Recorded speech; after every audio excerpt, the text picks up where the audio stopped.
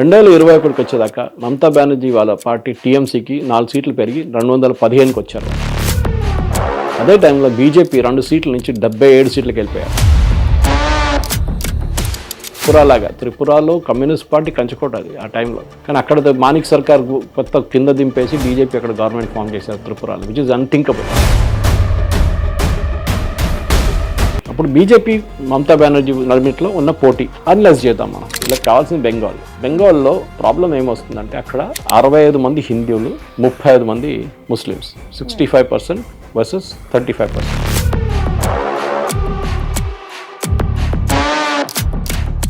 అక్కడ హిందువుల మీద చేస్తున్న హత్యలు, దీపు చేసిన హత్య అని చూస్తే దాన్ని పాజిటివ్ స్పిన్ ఆఫ్ బీజేపీకి వచ్చింది.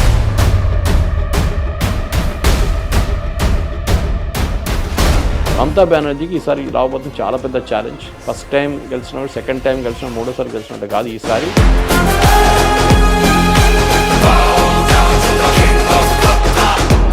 Sir, coming to the politics, మీకు తెలిసే ఉంటుంది, మేము చెప్పాల్సిన అవసరం కూడా లేదు క్వశ్చన్ ఏంటో. సార్, ఆల్మోస్ట్గా దాదాపు 50 సీట్లు కూడా రావు అని చెప్పేసి టీఎంసీ, బీజేపీ కొన్ని సంచలన వ్యాఖ్యలు విసిరింది. అసలు ముఖ్యంగా బీజేపీయే ఓవరాల్గా ఇండియాలో ఎక్కువ స్థానాల్లో ఉందని చెప్పేసి మన అందరికీ తెలిసిన విషయం. బట్ ఈ రోజు కాంగ్రెస్ వచ్చేసి అన్ని మాటలు అనడం, 50 సీట్లు కూడా రాలేదనడం ఎంతవరకు కరెక్ట్ అసలు? తృణమూల్ కాంగ్రెస్లో ఒక చిన్న ఎంపీ ఆయన చెప్పిన మాట ఇది సీరియస్గా తీసుకోక్కర్లేదు.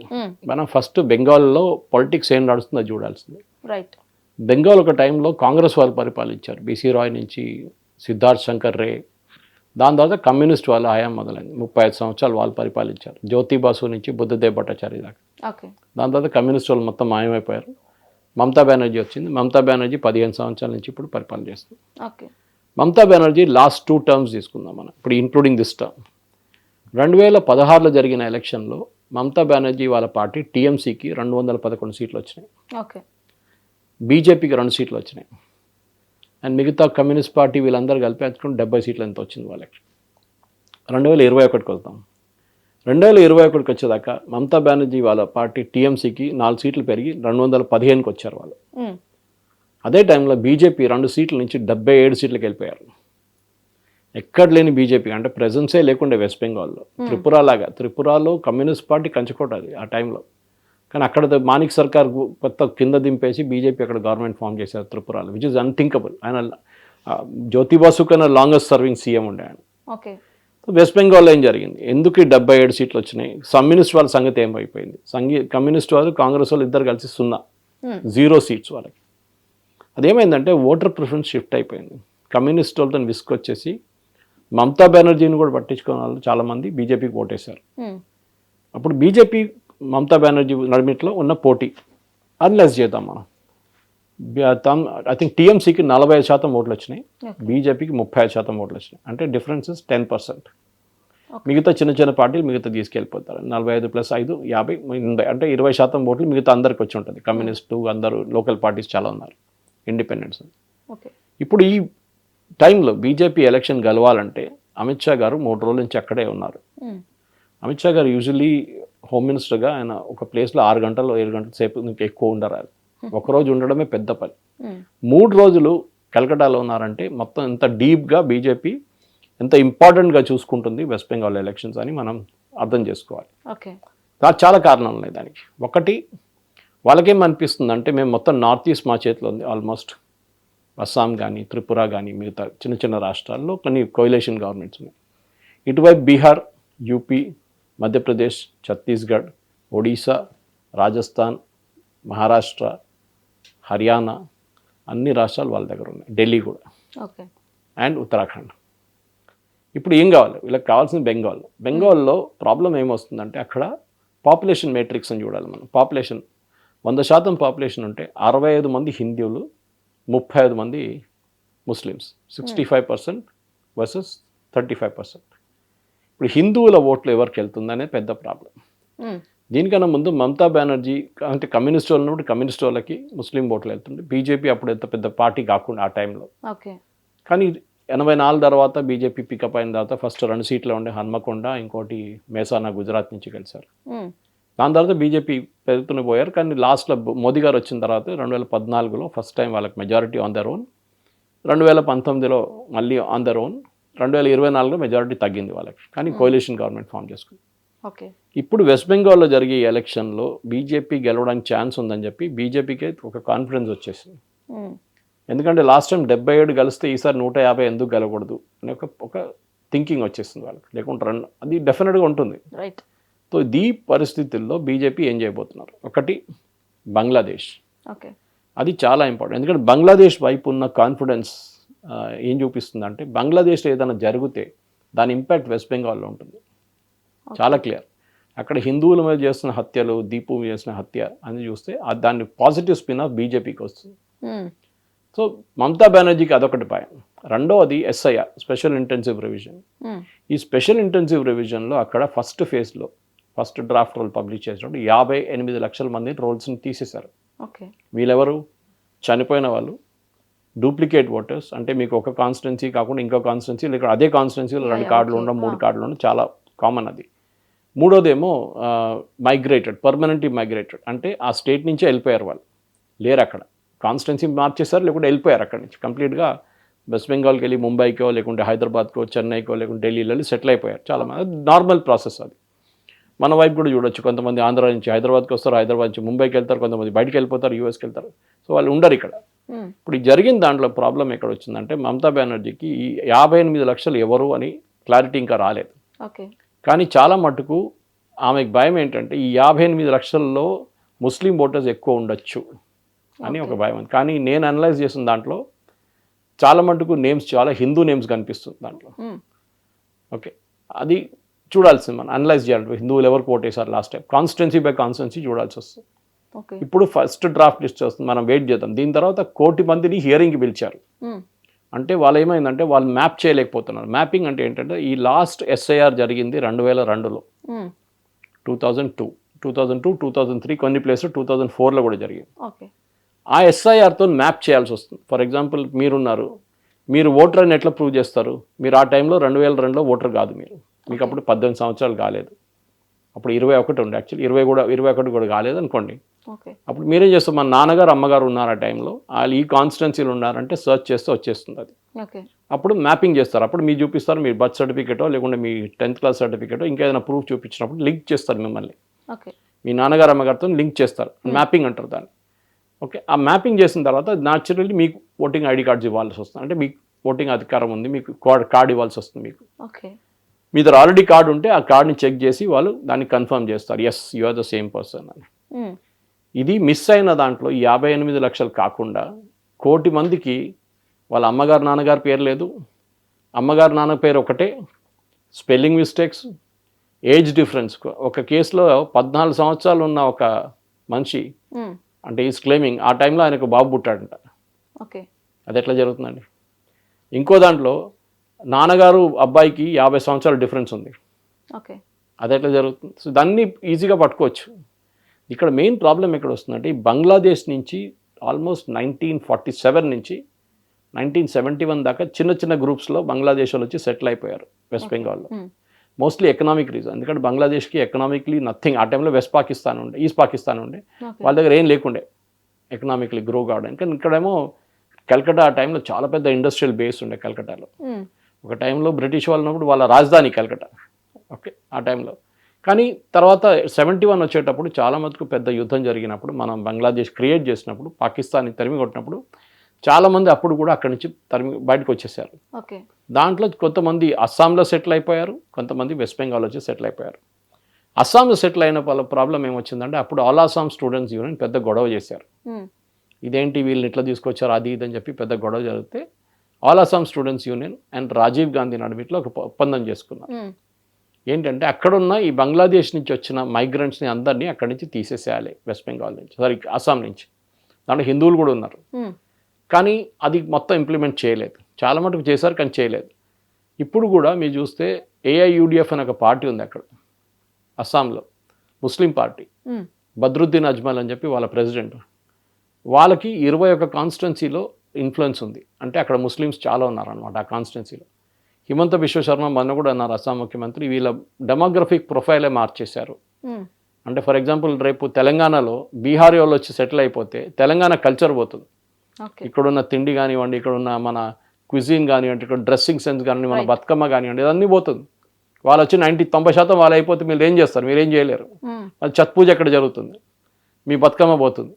ఇది అస్సాంలో జరిగింది. సో అస్సాం వైపు ఆ ప్రాబ్లం అన్నప్పుడు వెస్ట్ బెంగాల్ ప్రాబ్లం ఏమిటంటే ఇక్కడ పొలిటికల్ పార్టీస్ వీళ్ళని ఎంకరేజ్ చేయడం మొదలుపెట్టారు. నేను చెప్పాను చూడండి, వాళ్ళు రాగానే వాళ్ళకి రేషన్ కార్డులు ఇప్పిస్తారు. ఆ టైంలో ఆధార్ కార్డు లేకుండా రేషన్ కార్డులు ఇప్పిస్తారు, తర్వాత ఓటర్ ఐడి కార్డు ఇప్పిస్తారు, వాళ్ళు సిటిజన్స్ అయిపోతారు. చాలా ల్యాక్స్ ఉండే సిటిజన్షిప్, ఎవరు కావాలంటే వాళ్ళకి ఇచ్చేసుకున్నారు సిటిజన్షిప్. ఇప్పుడు ఏం జరిగిందంటే ఆ పాత సిస్టమ్ తీసినప్పుడు 71 తర్వాత వచ్చిన వాళ్ళకి ప్రాబ్లం లేదు, కానీ 2002 తర్వాత వచ్చిన వాళ్ళకి ప్రాబ్లం వచ్చేసింది.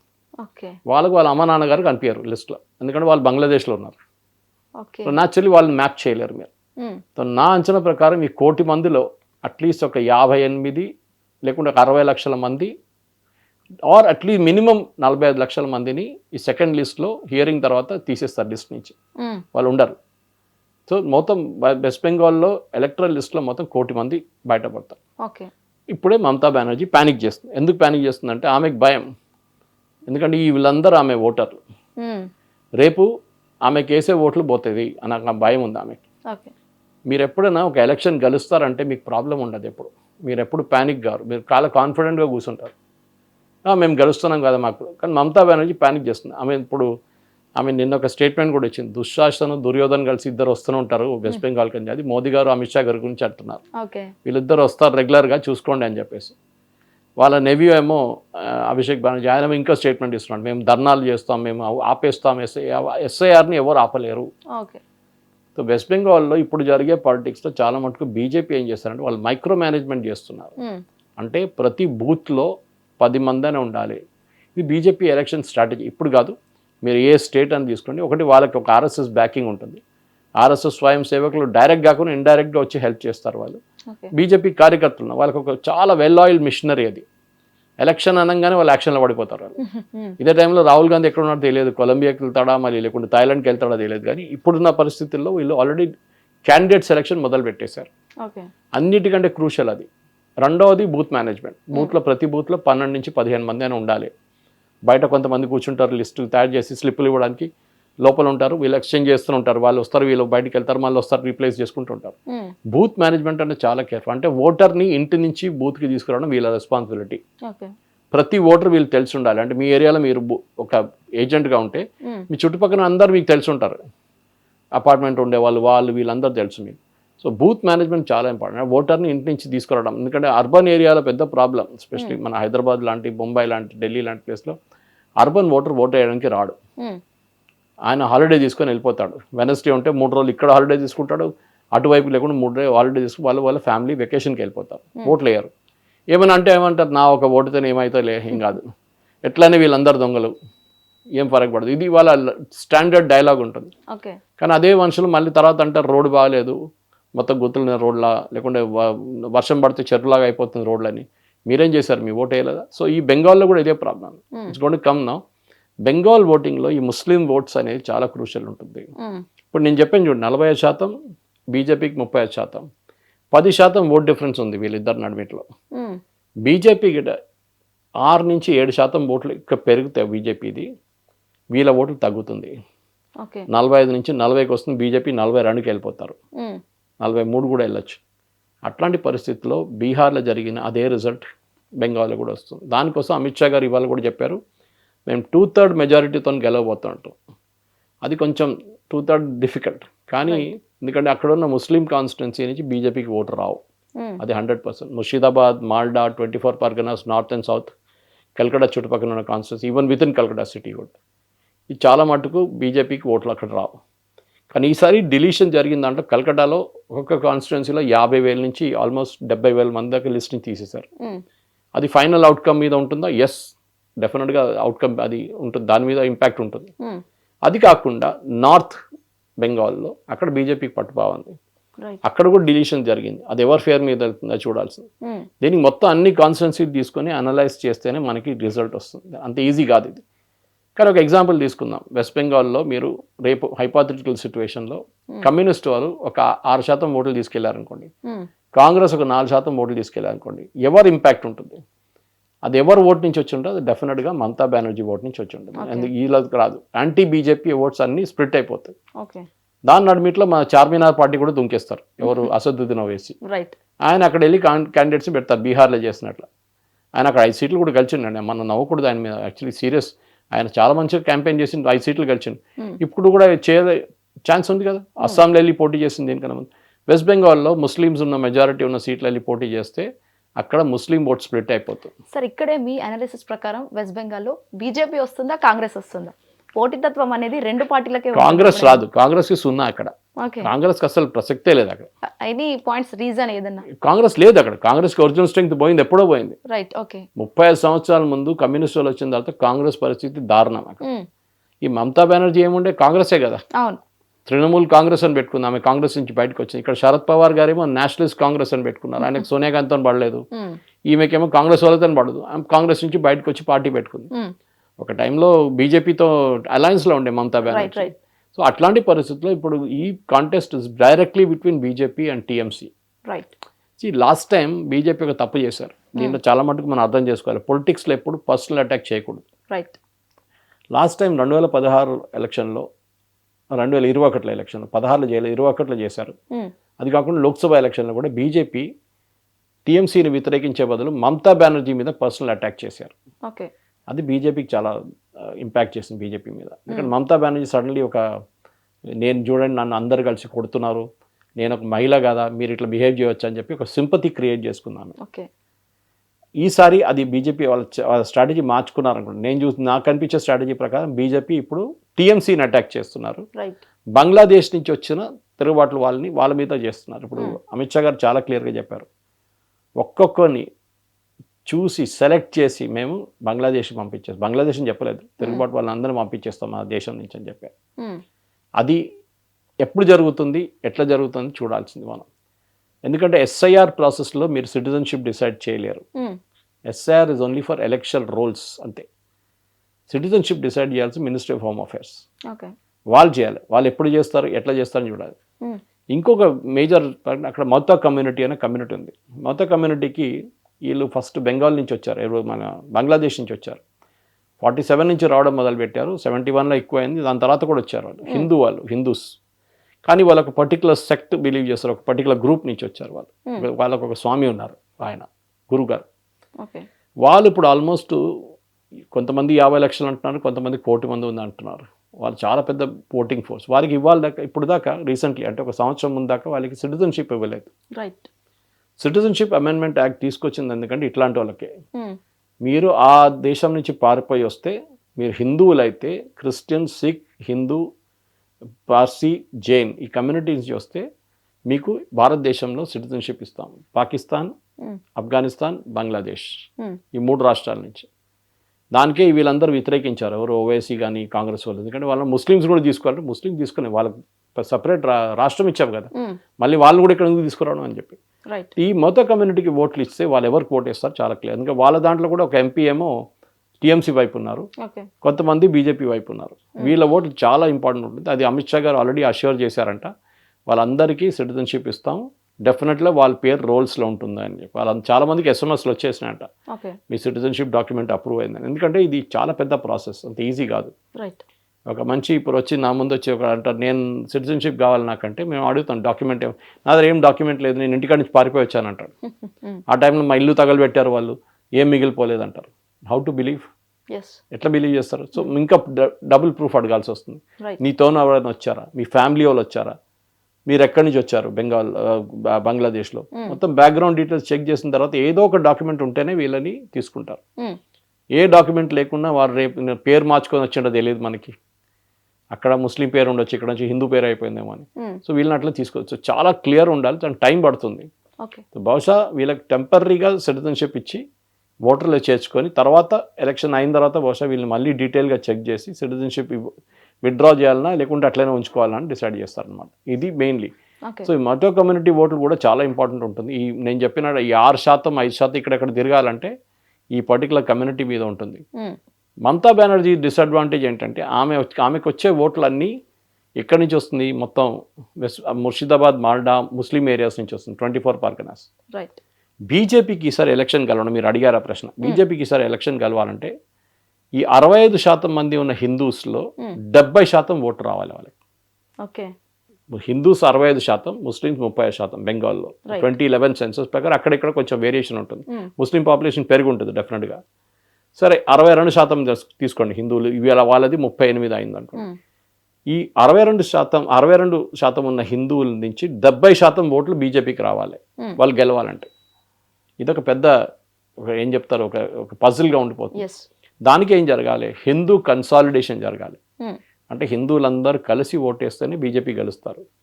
అది ఎందుకు చేస్తారు చూడండి, అక్కడ బంగ్లాదేశ్లో ఏం జరుగుతుంది, అక్కడ హిందువులు చంపేస్తున్నారు. ముర్షిదాబాద్ ప్రభావం చూపిస్తుంది సార్ డెఫినెట్గా. ముర్షిదాబాద్లో జరిగింది, బెంగాల్లోనే జరిగింది. హిందువుల్ని హత్య చేశారు, హిందువులు ఇల్లు తగలబెట్టారు చూడండి అని చెప్తారు. సో ఈ హిందూ కన్సాలిడేషనే అమిత్ షా గారి మెయిన్ స్ట్రాటజీ ఇప్పుడు. దానికి ఇప్పుడు కొంతమంది ఆర్ఎస్ఎస్ చీఫ్ని కూడా చెప్తారు. అది కూడా సింపతి అవుతుంది కదా సార్. డెఫినెట్గా సింపతి కన్నా ఎక్కువ భయం ఉంటుంది. అంటే అక్కడ జరిగింది అదే ఇక్కడ కూడా జరగవచ్చు మీతోనే అని చెప్పేసి. బెంగాల్లో రేపు ముస్లిమ్స్ మెజారిటీ అయితే ఏం జరుగుతుంది, ఎందుకంటే ముర్షిదాబాద్లో మనం చూసాం అక్కడ 70% ముస్లిం పాపులేషన్. అప్పుడు ఇండిపెండెన్స్ టైంలో 40 కూడా లేకుండే, 30 అంతా ఉండే. ఇప్పుడు 70% ముస్లిం పాపులేషన్ అంతా బంగ్లాదేశ్ నుంచి వచ్చిన. అక్కడే వాళ్ళు బాబ్రీ మస్జిద్ ఫౌండేషన్ స్టోన్ వేశారు. మనం బాబ్రీ మస్జిద్ ఇక్కడే కట్టిపోతారు. ఇప్పుడు కూడా ఆయన అంటున్నారు, వాళ్ళ పార్టీ లీడర్ ఎంపీ టీఎంసీ, ఆయన పార్టీని తీసేశారు అనుకోండి. ఆయన అంటున్నాడు నేను కూడా ఎందుకు అయోధ్యలో కట్టాలి, అక్కడ ఎంతమంది ఉన్నారు ముసల్మాన్, ఇక్కడ చూడండి 72% మేమే ఉన్నాం, ఇక్కడే కట్టాలి బాబ్రీ మస్జిద్ అంటున్నాం. సో ఒక పోలరైజేషన్ నడుస్తుంది, ఇంగ్లీష్లో పోలరైజేషన్ అంటారు. అంటే ఒకవైపు హిందువులు, ఇంకొక వైపు ముస్లింలు. ఈ ముస్లిం ఓట్స్ మమతా బెనర్జీకి వెళ్తే కానీ హిందూ ఓటు కన్సాలిడేట్స్ అదే టైంలో, ఎందుకంటే హిందువులు కూడా భయం ఉంటుంది, రేపు ఈ బంగ్లాదేశ్లో జరిగింది మాతో కూడా జరగచ్చు అని చూస్తే బీజేపీకి ఓటేస్తే, మనం బీహార్లో చూసాం చూడండి, అట్లనే ఒక ల్యాండ్ స్లైడ్ విక్టరీ బీజేపీకి వస్తుంది. కానీ అదంతా మైక్రో మేనేజ్మెంట్ ఉంటుంది. అది కాకుండా ఒక టైంలో అక్కడ జరిగిన హింస, బంగ్లాదేశ్లో ఇంకా ఇప్పుడు నెక్స్ట్ 2 monthsలో ఎలక్షన్ జరగబోతుంది. ఆ ఎలక్షన్ జరిగిన తర్వాత అక్కడ వచ్చిన గవర్నమెంట్ పాలసీ ఎట్లా ఉంటుంది, అక్కడ మళ్ళీ హిందువుల్ని హత్య చేయడం, హిందువుల మీద దాడి చేయడం అనేది జరిగితే డెఫినెట్లీ దాని ఇంపాక్ట్ వెస్ట్ బెంగాల్ ఎలక్షన్స్ మీద ఉంటుంది. మమతా బెనర్జీ ఒక క్వశ్చన్ అడిగారు, ఇవాళ పొద్దున పేపర్లో కూడా వచ్చింది అది. అంటే ఈ బంగ్లాదేశ్ నుంచి వచ్చిన వాళ్ళు బంగ్లాదేశ్లో ఉన్నారా, వెస్ట్ బెంగాల్లో ఉన్నారా, ఢిల్లీలో లేరా, జమ్మూ కాశ్మీర్లో లేరా, బీహార్లో లేరా, యూపీలో లేరా అని అడిగారు. Good question, correct. చాలామంది పారిపోయారు వెస్ట్ బెంగాల్ నుంచి, ఎందుకంటే ఎస్ఐఆర్ ప్రాసెస్ మొదలైనప్పుడు చాలామంది పారిపోయారు. మనం హైదరాబాద్ వైపు తీసుకుందాం, హైదరాబాద్లో రియల్ ఎస్టేట్ ప్రాజెక్ట్ చూడండి చాలా ఉన్నారు, దాంట్లో చాలామంది బీహార్ వాళ్ళు ఉన్నారు, చాలామంది యూపీ వాళ్ళు ఉన్నారు, దాంట్లో చాలామంది బెంగాలీస్ కూడా ఉన్నారు. మీరు బెంగాలీస్ని గుర్తుపట్టలేరు, వాళ్ళు బంగ్లాదేశ్ వచ్చిన వాళ్ళ లేకుంటే ఒరిజినల్ వెస్ట్ బెంగాల్ మీరు గుర్తుపట్టలేరు. ఉంది, చిన్న చిన్న హింట్స్ ఉన్నాయి. బంగ్లాదేశ్ వాళ్ళు భాష అనే ఒక లాంగ్వేజ్ మాట్లాడతారు, బెంగాలీ మాట్లాడరు వాళ్ళు, భాష. మన వాళ్ళేమో ఇక్కడ వాళ్ళు ప్యూర్ బెంగాలీ మాట్లాడతారు. బట్ కొన్ని సంవత్సరాలు వచ్చి సెటిల్ అయిపోతే మీకు అది ఆటోమేటిక్ వచ్చేస్తుంది. ఇప్పుడు నేను కేరళ నుంచి, కానీ నేను తెలుగులో మాట్లాడుతున్నాను మీతో ఇప్పుడు. సో నేను కూడా చిన్నప్పటి నుంచి ఇక్కడ ఉన్నాను, నేర్చుకున్నాను. కానీ వీళ్ళు ఏం చేస్తారంటే, వీళ్ళు వచ్చి ఇప్పుడు కేరళలో వెళ్ళండి, పెరుంబావూర్ అనే ఒక ప్లేస్ ఉంది కేరళలో, మా ఊర్లో, మా స్టేట్లో. అక్కడ చాలామంది బెంగాలీలు ఉన్నారు, చాలామంది. ఇప్పుడు వాళ్ళని ఎవరు అని ఐడెంటిఫై చేయడానికి అక్కడ లోకల్ స్టేట్ గవర్నమెంట్ రెడీగా లేరు, కమ్యూనిస్ట్ వాళ్ళు కదా, వాళ్ళు చేయరు. వాళ్ళని ఎవరు తీయాలి లిస్ట్ నుంచి, ఎస్ఐఆర్ ప్రాసెస్లో ఇప్పుడు చూడాలి వాళ్ళు ఎంతమంది తీయొచ్చు. వాళ్ళు అక్కడ రిజిస్టర్ చేయరు, వాళ్ళ ఒరిజినల్ రిజిస్ట్రేషన్ వెస్ట్ బెంగాల్లో పడి ఉంటుంది. వాళ్ళు ఇక్కడ కేరళలో చేసుకోరు వాళ్ళు, ఎందుకంటే 2 ప్లేస్లో కనిపిస్తారు మీరు, మళ్ళీ మీరు ఓటు వెళ్ళిపోతుంది, అక్కడ వెళ్ళిపోతుంది, ఇక్కడ వెళ్ళిపోతుంది. ఈ ప్రతి స్టేట్ గవర్నమెంట్కి ఇప్పుడు చేయాల్సిన రెస్పాన్సిబిలిటీ. మమతా బెనర్జీ అడిగిన అదే ప్రశ్న నేను కూడా అడుగుతాను. ఇప్పుడు రోహింగ్యాలు తీసుకొచ్చి జమ్మూ కాశ్మీర్లో పెట్టారు ఒఫీషియల్గా, అప్పుడు కాంగ్రెస్ హయాంలో మన్మోహన్ సింగ్ గవర్నమెంట్లో. ఎందుకు పెట్టారు జమ్మూ కాశ్మీర్లో? మీరు అంత దూరం ఇక్కడి నుంచి ఉన్న రోహింగ్యాలు, ఎక్కడ మయన్మార్ నుంచి ఉన్న రోహింగ్యాలు తీసుకొచ్చి జమ్మూ కాశ్మీర్లో పెట్టారు మీరు క్యాంప్లో. ఎందుకంటే వాళ్ళు రేపు వాళ్ళకి సిటిజన్షిప్ ఇస్తే, దొరకదు అనుకోండి, ఇస్తే వాళ్ళు ఏమైపోతారు, వాళ్ళు జమ్మూలో ఉన్న హిందువులతోని కానీ ఎక్కువ పాపులేషన్ వాళ్ళు అయిపోతారు. ఒక టైంలో ఇన్ఫ్లుయెన్స్ చేస్తారు, ఒక 5% 5% ఓట్లు ఇన్ఫ్లుయెన్స్ చేస్తారు వాళ్ళు. సో దానికోసం జమ్మూకి తీసుకొచ్చారు, ఎందుకంటే Jammu is a Hindu majority area, అక్కడి నుంచి ఎప్పుడు బీజేపీ వాళ్ళు కలుస్తారు. అది కాకుండా మనం హైదరాబాద్ వైపు, హైదరాబాద్లో వాళ్ళ ఫుట్బాల్ టీం ఉంది, యూట్యూబ్ ఛానల్ కూడా ఉంది వాళ్ళకి, రోహింగ్యాలకి. సో రోహింగ్యాలు బంగ్లాదేశీ ఎలక్షన్ చాలా పెద్ద ఇష్యూ కాబోతుంది. డెఫినెట్గా ఈ వచ్చే ఎలక్షన్లో బహుశా ఇంకొక 3-4 నెలల తర్వాత, ఫిబ్రవరి మార్చ్లో అయితే డెఫినెట్గా మార్చ్ ఏప్రిల్లో డిక్లేర్ అయిపోతుంది. ఫిబ్రవరిలో లాస్ట్ వచ్చేస్తుంది, బయటకు వచ్చేస్తుంది, రోల్స్ వచ్చేస్తుంది, ఎలక్ట్రల్ రోల్స్ బయటకు వచ్చిన తర్వాత డెఫినెట్గా మార్చ్ ఏప్రిల్లో ఎలక్షన్ ఉంటుంది. స్కూల్ ఎగ్జామ్స్ అన్ని ఒకసారి చెక్ చేసుకున్న తర్వాత మమతా బెనర్జీకి ఈసారి రాబోతుంది చాలా పెద్ద ఛాలెంజ్. ఫస్ట్ టైం గెలిచినప్పుడు, సెకండ్ టైం గెలిచిన, మూడోసారి గెలిచినట్టు కాదు, ఈసారి బీజేపీ వాళ్ళ స్ట్రాటజీని చాలా క్లియర్గా వాళ్ళు చెప్పుకున్నారు. అమిత్ షా గారు కూడా, నేను కూడా చెప్పారు, అమిత్ షా గారు తిరుగుబాట్లు అక్కడ వచ్చి బయట నుంచి వచ్చిన వాళ్ళని మొత్తం తీసేస్తాం మేము ఇక్కడ నుంచి. అది ఎలక్షన్ మీద డిఫరెన్స్ వస్తుందా లేదు చూడాల్సింది. డెఫినెట్గా ఉంటుంది. ఎందుకంటే మీరు 1 కోటి మందిని తీసేస్తే 7 కోట్లలో 6 కోట్ల మంది మిగిలిపోతారు కదా. 1 కోటి మంది ఓట్లు ఎక్కడ పోతాయి? అది ఎవరో పార్టీది పోతుంది. ఎవరిది? ఎవరు ఎక్కువ ఏడుస్తున్నారు వాళ్ళదే పోతుంది. ఇప్పుడు ఏడుస్తుంది మమతా బెనర్జీ, రేపు బీజేపీలో ఏడుస్తే ఇంకోటి. ఇప్పటికైతే బీజేపీ వాళ్ళకి ప్రాబ్లం లేదు. ఇన్ఫ్యాక్ట్ నిన్న కూడా వచ్చిన ఎలక్షన్ అప్డేట్లో నేను వాళ్ళ ఫేస్బుక్ అప్డేట్ చెక్ చేశాను. Electoral office of west Bengal, BJP, TMC, Congress, CPF ఒక్క అబ్జెక్షన్ కూడా ఫైల్ చేయలేదు. 58 లక్షల మంది తీసేశారు కదా. అబ్జెక్షన్ ఫైల్ చేయాల్సిన పార్టీలు బిఎల్ఎస్, బూత్ లెవెల్ ఏజెంట్స్ అంటారు వాళ్ళు. ప్రతి బూత్లో ఒక ఏజెంట్ ఉంటారు, 10 మంది ఉంటారు. దాంట్లో ఒకరైనా ఫైల్ చేయొచ్చు. ఈ ఓటర్ తప్పు, ఈయన బతుకున్నాడు, మీరు చంపేశారు ఇన్ని, ఆయన బతికే ఉన్నాడు చూడండి ప్రూఫ్ అని చెప్పి ఇస్తే ఇన్వెస్టిగేట్ చేసి దాన్ని ఎలక్టరల్ ఆఫీసర్ మళ్ళీ ఆయన చేర్చుకుంటారో డిక్లేర్ చేస్తారో తెలియదు మనకి. కానీ అట్లీస్ట్ స్టార్ట్ చేస్తారు ప్రాసెస్. ఒక్కటి కూడా రాలేదు వాళ్ళ దాకా. ఇన్ని రోజులే లిస్ట్ వచ్చి వారం అవుతుంది. పతానే ఇప్పుడు దాకా అంటే వీళ్ళు ఎవరు లేరు, చనిపోయిన వాళ్ళు లేసి రారు కదా బయటికి. ఇది మెయిన్ అన్నమాట. అది కాకుండా డూప్లికేట్ ఓటర్స్ చాలా ఈజీ పట్టుకోవడానికి. సాఫ్ట్వేర్ ఉంది దానికి. మీ పేరు, మీ నాన్నగారి పేరు కొట్టేస్తే, మీ అమ్మగారి పేరు కొట్టేస్తే టక్ మనకి కనిపిస్తుంది ఎక్కడ డూప్లికేట్లు ఉన్నారని చెప్పేసి. ఏ కాన్స్టిట్యున్సీలో ఎన్ని కార్డులు ఉన్నాయి మీకు అని తెలిసిపోతుంది. మూడోది మైగ్రేటెడ్ వాళ్ళు అక్కడ చూపిస్తారు. వాడు యూపీకి వెళ్ళి అక్కడ రిజిస్టర్ చేసుకుంటాడు పేరు, వాళ్ళు ఇక్కడ ఎట్లా రిజిస్టర్ చేస్తాడు చేయలేడు. సో ఇక్కడ నుంచి తీసేస్తారు అనమాట. మన దగ్గర కూడా రాబోతుంది తెలంగాణలో వచ్చే 2 నెలల్లో మన దగ్గర కూడా ఎస్ఐఆర్ స్టార్ట్ కాబోతుంది. ఇక్కడ చూద్దాం ఏం జరుగుతుంది. బెంగాల్లో అంత ప్రాబ్లం ఉండదు కానీ డెఫినెట్గా బెంగాల్ చాలా ఇంట్రెస్టింగ్ సెనారియో. బహుశా ఇంకొక 3 వారాల లోపల మనకి ఎస్ఐఆర్ ప్రాసెస్ గురించి మొత్తం క్లారిటీ వచ్చేస్తుంది. ఎంతమందిని మ్యాప్ చేశారు, ఎంతమంది రిజెక్ట్ చేశారు. దాని తర్వాత ఫైనలీ జనవరి 1st వీక్లో ఒక రోల్ పబ్లిష్ అవుతుంది. దాని తర్వాత జనవరి లాస్ట్ వీక్లో ఇంకోటి, అండ్ ఫిబ్రవరిలో ఫైనల్ రోల్స్ పబ్లిష్ అవుతుంది. సార్ ఇది నా పర్సనల్ ఇంట్రెస్ట్ క్వశ్చన్. ఎస్ఐఆర్ అన్నారు కదా, తెలంగాణ రాబోతుంది. తెలంగాణలో మరి దాని వల్ల వచ్చే బెనిఫిట్స్ ఏంటి, at the same time disadvantage ఏంటి సార్? బెనిఫిట్స్ అని ఏం లేదు. ఎలక్టరల్ రోల్స్ క్లీనప్ చేయడంలో కాన్స్టిట్యూషనల్ మ్యాండేట్ ఒకటి. ఎలక్షన్ కమిషన్కి కాన్స్టిట్యూషన్లో చెప్పారు మీరు రెగ్యులర్గా ఎస్ఐఆర్ కండక్ట్ చేయాలి, స్పెషల్ ఇంటెన్సివ్ రివిజన్. ప్రతి ఎలక్షన్ ముందు మీ ఇంటికి ఎవరో వచ్చి చెక్ చేస్తారు మీరు ఉన్నారా లేదా అని. That is called revision. Special intensive రివిజన్లో ఏమవుతుందంటే మీ ఇంటికి వచ్చి చెక్ చేస్తారు మీరు రియల్లీ ఉన్నారా లేదా అని. మీ అమ్మగారు నాన్నగారు చెప్పొచ్చు ఒకసారి. మీరు ఇప్పుడు ఫర్ ఎగ్జాంపుల్ సిద్దిపేట నుంచి వచ్చారు అనుకోండి ఎవరైనా, వాళ్ళు పనిచేస్తున్న హైదరాబాద్లో, కానీ వాళ్ళ అమ్మ నాన్నగారు ఏమంటారు, అరే ఉన్నారు ఇప్పుడే బయటికి పోయింది అంటారు. వాళ్ళు మళ్ళీ వస్తారు ఇంకోసారి, మీకు ఫామ్ ఇస్తారు. మీకు ఫామ్ మీ అమ్మగారు నాన్నగారికి ఇస్తారు. దాంట్లో మీ పేరు కూడా ఉంటుంది, మీ అమ్మగారు నాన్నగారి పేరు పైన ఉంటుంది. దాంట్లో లింక్ చేసుకుంటారు వాళ్ళు. సబ్మిట్ చేసి సంతకం పెట్టమంటారు వాళ్ళు. సంతకం పెడితే మీరు ఆర్ లీగలీ ఆబ్లిగేటెడ్. మీరు అబద్ధం చెప్తే మిమ్మల్ని పట్టుకోవచ్చు. ఇప్పుడు మన వైపు ఆంధ్ర వైపు కొంతమంది రిజిస్టర్ చేసుకుంటారు ఎలక్టరల్ రోల్స్లో, అదే మంది తెలంగాణలో రిజిస్టర్ చేసుకుంటారు.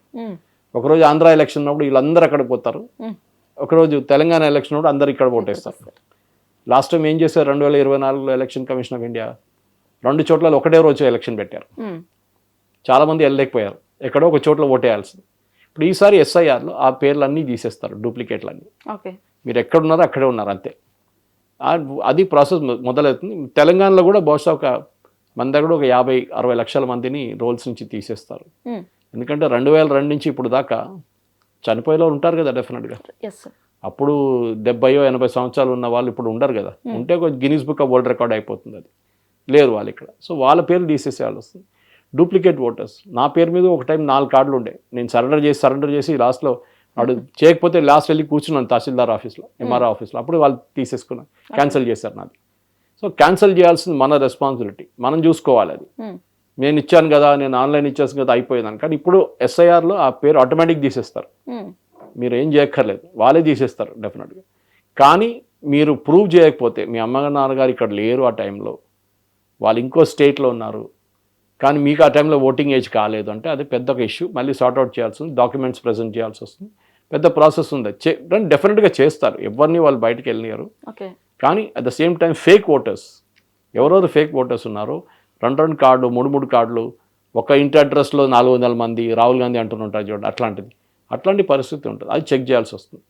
ఒక ఇంట్లో 400 మంది ఎట్లా వచ్చారు, ఎట్లా అడ్రస్లో వచ్చారు అంటే ఒక పెద్ద జాయింట్ ఫ్యామిలీనా మీది ఏంటనేది ఆ డీటెయిల్స్ అంతా పర్టికులర్ ఎలక్టరల్ ఈఆర్ఓ చూసుకుంటారు. దాని తర్వాత బూత్ లెవెల్ ఆఫీసర్ ఉంటారు, వాళ్ళు చూసుకుంటారు. పెద్ద ప్రాసెస్ అది. ఒక 2 నెలలు బహుశా నడవచ్చు. ఇక్కడ తెలంగాణ అంత పెద్ద ఓటర్ బేస్ లేదు. సో తెలంగాణలో ఈజీ. యూపీ చూసి చూడండి, పోస్ట్పోన్ చేసుకుంటే పోతున్నారు. మళ్ళీ ఇప్పుడు జనవరి అంటున్నారు యూపీలో, ఎందుకంటే వాళ్ళ దగ్గర 20 కోట్ల మంది ఉన్నారు ఓటర్స్, 18 to 20 crores ఓటర్స్ ఉన్నారు, చాలా ఎక్కువ. అది ట్రాన్స్లేట్ చేయాలంటే ఇప్పుడు 2 కోట్ల మందిని తీసేస్తున్నారు ఓటర్ లిస్ట్ని యూపీలో, 2 కోట్ల మందిని తీసేస్తున్నారు, ఆలోచించండి. So huge number. సో డెఫినెట్గా వెస్ట్ బెంగాల్లో జరగబోయే ఎలక్షన్లో మమతా బెనర్జీకి చాలా పెద్ద ఛాలెంజ్. ఎందుకంటే ఒకటి ఎస్ఐఆర్, రెండవది బీజేపీ వాళ్ళు కంప్లీట్గా చాలా మటుకు అగ్రెసివ్గా 6 యూనిట్లో డివైడ్ చేసుకొని స్టేట్ని, అక్కడున్న భూపేందర్ యాదవ్ ఆయన్ని యూనియన్ మినిస్టర్ని ఇన్ఛార్జ్ పెట్టుకొని 6 టీములుగా తయారు చేసి మొత్తం వెస్ట్ బెంగాల్ని కవర్ చేస్తున్నారు. చాలా మెథాడికల్గా చేస్తున్నారు. అది బీజేపీ వాళ్ళు చేస్తారు ఎప్పుడు, రైట్, వాళ్ళ ఎలక్షన్ మిషనరీ అట్లనే పనిచేస్తుంది. సో వాళ్ళు అట్లనే ప్లాన్ చేసి ఇప్పుడే మొదలు పెట్టారు. బహుశా ఎర్లీ మూవర్ అడ్వాంటేజ్ అంటారు ఇంగ్లీష్లో, అది బహుశా బీజేపీకి డెఫినెట్గా పనికొస్తుంది. Right, thank you so much sir, చాలా మంచి ఇన్ఫర్మేషన్ షేర్ చేసుకున్నారు. సో చూసారు కదా, ఇటు మమతా బెనర్జీకి ఒక ఛాలెంజింగ్ అనే చెప్పొచ్చు, అండ్ ఆల్సో దీనికి సంబంధించి బీజేపీ పార్టీ కూడా వాళ్ళ స్ట్రాటజీ యూజ్ చేసి మరి ఓట్లు గెలిచే అవకాశాలు ఉన్నాయని చెప్పి నిపుణులు చెప్పడం కూడా జరుగుతుంది. మరో ఎపిసోడ్తో మళ్ళీ మేము ముందుంటే అప్పటిదాకా కీప్ వాచింగ్ హిట్ టీవీ. నమస్తే. హిట్ టీవీ యాప్, ఇందులో short news, live news, entertainment shows, movies, digital magazines తో పాటు మీ జిల్లా వార్తలను కూడా ఫ్రీగా చూడొచ్చు. ఇంకెందుకు ఆలస్యం, వెంటనే హిట్ టీవీ యాప్ ని డౌన్లోడ్ చేసుకుని ఫ్రీగా ఎంటర్టైన్మెంట్ పొందండి. Hit TV app. Hit TV app. Please download hit TV app. Hit TV యాప్ని ఫ్రీగా డౌన్లోడ్ చేసుకొని ఎంజాయ్ చేయండి. మీకు నచ్చిన ఎంటర్టైన్మెంట్ కోసం హిట్ టీవీ యాప్ ని ఫ్రీగా డౌన్లోడ్ చేసుకుని ఎంజాయ్ చేయండి. హిట్ టీవీ యాప్ని డౌన్లోడ్ చేసుకుని ఆస్వాదించండి, ఆశీర్వదించండి. ఇంతమంది సెలబ్రిటీలు హిట్ టీవీ యాప్ ని డౌన్లోడ్ చేసుకోండి అని చెప్తున్నారంటే ఎంత మంచి యాప్ ఆలోచించండి. అమెరికా అమెరికా అమెరికా అమెరికాలో చదవాలనుకునే వాళ్ళకి విశ్వసనీయమైన పేరు మన శౌర్య కన్సల్టెన్సీ. UK లో 1 year masters, UK లో 1 year masters, 2 years work permit up to 5 years visa. Contact Saurya Consultancy. Contact 89851 89851.